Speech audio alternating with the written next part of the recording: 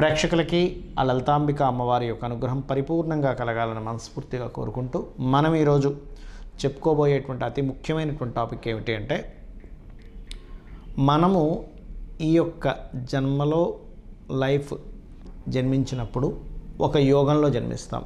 అది పర్టికులర్గా పూర్వజన్మ కర్మ.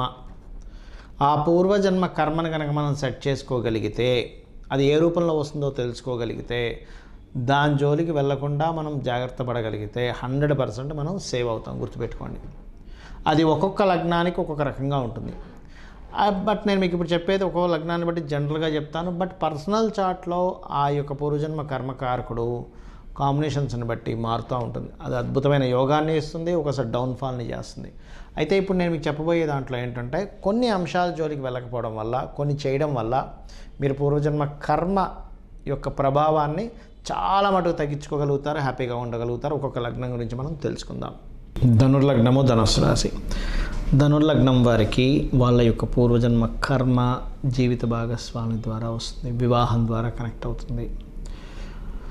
స్త్రీ మూలకంగా, స్త్రీతో శత్రుత్వం మూలంగా, లేదా ఒక స్త్రీకి ఏదైనా మీరు, అది స్త్రీ కావచ్చు పురుషుడు కావచ్చు, మీరు ఏదైనా అప్పు ఇవ్వడం ద్వారా, పర్టికులర్గా ఈ విషయంలో, లేకపోతే వాళ్ళకి సెక్సువల్ రిలేటెడ్ సంబంధించిన డిజీజెస్ రావడం ద్వారా, అంటే ఎక్కడో సంథింగ్ కొన్ని తెలియకుండా కొన్ని తప్పిదాలు జరుగుతుంటాయి లైఫ్లో. అది వాళ్ళు కావాలని చేయడం కాదు, సంథింగ్ జరుగుతుంది కొంతమంది లైఫ్లో. అటువంటి వాటి వల్ల మీకు పూర్వజన్మ కర్మ కనెక్ట్ అవుతుంది. అయితే ఇది ఎంతవరకు మీ యొక్క వీనస్ ఉండే పొజిషన్ కనుక మంచి పొజిషన్లో ఉన్నాడంటే దాని యొక్క కర్మ శాతం తగ్గుతుంది. బట్ మీ పాస్ట్ లైఫ్లో చేసిన కర్మ మాత్రం ఈ రూపంలోనే వచ్చి తీరుతుంది, ఇంకొక మార్గం లేదు. మీరు ఇది ఎంతవరకు రుజువు అనడానికి మీరు పక్కగా చూడవచ్చు. ధనులగ్నంలో జన్మించారు, శుక్ర మహర్దశ వచ్చింది, లేదా శుక్ర రాశుల్లో, అంటే ప్రధానంగా వృషభ రాశిలో ఏదైనా ప్లానెట్ ఉంది, 100% ఆ సమయంలో ఆ వ్యక్తి కనుక యుక్త వయసులో ఉన్నట్లయితే, ఏ 25 30 40 ఒక జీవిత భాగస్వామిని పొందే సమయంలో ఉన్నట్లయితే ఖచ్చితంగా ఆ సమయంలో ఇబ్బంది వస్తుంది. మరి దీనికి ఏం చేస్తారు? అర్క వివాహము అంటారు. అర్క వివాహము లేదా కదలీ వివాహము, కుంభ వివాహం, ఇలా రకరకాల పేర్లు. అరటి చెట్టుకి చేస్తారు, లేనట్లయితే జిల్లేడు మొక్కకి చేస్తారు. ఇవి చేయాలి. మీరు ఎవరితోనైనా స్త్రీతో గొడవలు వస్తున్నాయి అంటే మీరు అర్థం చేసుకోవాల్సింది ఏమిటంటే, పాస్ట్ లైఫ్ కర్మ స్టార్ట్ అయింది, అది ప్రారంభమైంది. అదొక చిన్న సిమ్టమ్ అన్నమాట. ఫోన్లో ఎవరితోనో ఫ్రెండ్తో కావచ్చు, భార్యతో కావచ్చు, క్లాస్మేట్స్తో కావచ్చు, కాలేజ్ మేట్స్తో కావచ్చు, స్టార్ట్ అయింది. అది స్త్రీకైనా పురుషుడికైనా. అదైతే స్త్రీకి అయితే ఎలా ఉంటుందంటే, వివాహం అయిన తర్వాత వివాహ జీవిత భాగస్వామితో వస్తుంది. పురుషుడికైతే ఇంకా డ్యామ్ షూర్గా వస్తుంది స్త్రీ రూపంలో. అందుకే ఏం చేయాలి? మీకు ఒకవేళ శుక్రదశ నడుస్తున్నా, శుక్ర రాశుల్లో ఏదైనా గ్రహాలుండి నడుస్తున్నా, మీరు చేయవలసింది ఏమిటంటే, ఇట్స్ వెరీ క్లియర్. మీరు ఆ గ్రహాలకు సంబంధించిన దానాలు, ఏ గ్రహం ఉంటే ఆ గ్రహానికి సంబంధించిన దానాలు, అతి ముఖ్యంగా శుక్రుడికి సంబంధించిన బొబ్బర్లు దానంగా ఇవ్వండి. నవగ్రహాలలో మీరు శుక్రగ్రహం దగ్గర దీపారాధన చేయడము, శుక్ర రాశుల్లో ఉండే గ్రహాల దగ్గర దీపారాధన చేయండి. మరి దీనికి ఏ దేవత ఆరాధన చేసుకుంటే మీరు బయటపడతారు? గోసేవ ఏం చేయాలి? చపాతీలు ఉంటాయి, చపాతీకి తేనె పూసి, నూనె వేయకుండా కాల్చిన చపాతీ మీద చక్కగా తేనె పూసి మనం చిన్న చిన్న ముక్కలుగా చేసి గోవుకు తినిపించండి. అలాగే మరొక విషయం ఏంటంటే, ఈ యొక్క నవగ్రహాల్లో ప్రత్యేకంగా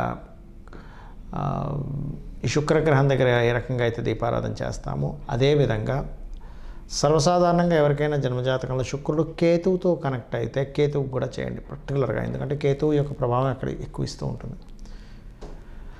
లక్ష్మీ నరసింహస్వామి ఆరాధన, లక్ష్మీ నరసింహస్వామి యొక్క కరావలంబ స్తోత్రం మీకు ఖచ్చితంగా మంచి ఫలితాలను ఇచ్చి తీరుతుంది. చాలామందికి డేట్ ఆఫ్ బర్త్ ఉండదు. మరి అలాంటప్పుడు పూర్వజన్మ కర్మను తెలుసుకోవడం ఎలాగా అనేటువంటి చాలామందికి డౌట్ వస్తూ ఉంటుంది. ఇక్కడ మీ లైఫ్లో జరిగేటువంటి కొన్ని సంఘటనలు తీసుకొని, ఓకే నా లైఫ్ దీంతో కనెక్ట్ అయ్యి ఉందన్నమాట అని అనుకుని కూడా మీరు చేసుకోవచ్చు. అంటే ఉదాహరణకి ఎక్కువ అప్పుల పాలైపోతున్నామండి, బంధువర్గంలో అప్పుల పాలు ఇచ్చే నేను ఇబ్బంది పడుతున్నా అంటే మీ పూర్వజన్మ కర్మ దాంతో కనెక్ట్ అయింది. అప్పుడు మీరు సూర్య నమస్కారాలు చేసుకోండి. అలా కాదండి, నాకేదో కలిసి వస్తుందని అన్నారు, నేను దానికోసం తిరుగుతున్నానంటే మీరు ఖచ్చితంగా విష్ణు సహస్రనామాలు చేసుకోవాలి. అప్పుడు కానీ మీరు బయటపడరు, గుర్తుపెట్టుకోండి. లేదు నేను కొంతమంది చూడండి, కొన్ని సినిమా ఫీల్డ్ ఫ్యాషన్ రిలేటెడ్ దాంట్లో వెళ్ళిపోయి అక్కడ బోల్డ్ అంత ఖర్చు పెట్టేసి లేకపోతే ఇంకా కరెక్ట్గా చెప్పాలంటే అనవసరమైన గొడవల్లోకి ఇరుక్కుంటారు. అంటే బాగా గొడవల్లోకి ఇరుక్కుంటుంటారు. ఒక చిన్న గొడవ నా లైఫ్లో పెద్ద టర్న్ తీసుకొచ్చింది అంటూ ఉంటారు. అలా మీకు ఏదైనా ఒక గొడవ మూలంగా మీ లైఫ్ ఇబ్బంది పడుతుంది, ప్రతిసారి ఒక గొడవ వల్ల ఇబ్బంది పడుతుందంటే మీరు చేయవలసింది ఏంటంటే లలిత సహస్రనామాలు చేస్తూ ఉండాలి, గోవుకి క్యారెట్స్ తినిపిస్తూ ఉండాలి.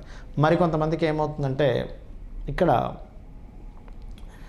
కట్టిన గృహం వల్ల లేకపోతే ఒక వాహనం తీసుకోవడం వల్ల మీ లైఫ్ ఒక మంచి స్టేజ్గా అసలు టర్న్ అయిపోతుంది. అదే మీ పూర్వజన్మలో ఉండేటువంటి బ్యాడ్ కర్మ. అలాంటప్పుడు చేయవలసింది ఏంటంటే సుబ్రహ్మణ్యేశ్వర స్వామి ఆరాధన చేయాలి.